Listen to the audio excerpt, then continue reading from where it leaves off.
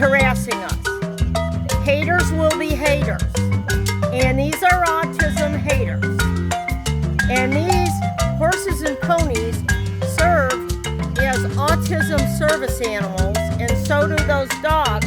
They alert me when neurotypical people and hating, when they're hating and they're wanting to hurt me. Because in the United Typical People, this is nothing new to autistic